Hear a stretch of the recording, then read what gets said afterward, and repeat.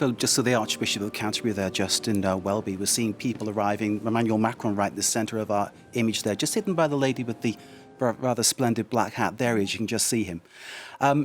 We're seeing lots of the great and good arriving, but also ordinary people too who've been honoured over the years by the Queen in various different ways. And you mentioned that gun carriage that the coffin will be brought in along. Well, the story of that is quite interesting, isn't it? It's something that is very rarely brought out. The last time it was seen in public was in 1979 for the funeral of Lord Louis Mountbatten, who is the uncle of the current King Charles III. They were very, very close, and he was always someone very close to the royal family. It was he who brought Elizabeth and Philip together back in the 1930s, 1939, when there was a visit to the Dartmouth Naval College, and he was famously involved in organising that village and letting the then Princess Elizabeth be taken care of Philip Mountbatten. There we can see President Biden arriving at the beginning of this ceremony in about an hour at Westminster Abbey.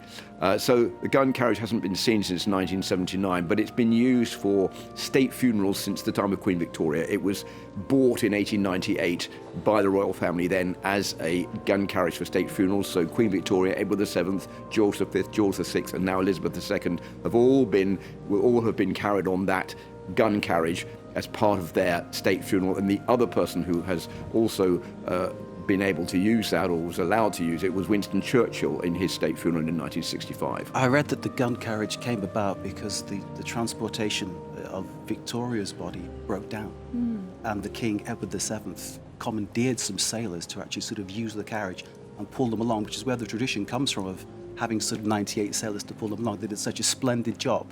King Edward VII said, great, let's do this every time. There's something very poignant about using a gun carriage because it's also a representation of the naval forces and the armed forces in the United Kingdom. Remember that Elizabeth II is the armed forces in chief, like now King Charles has become himself.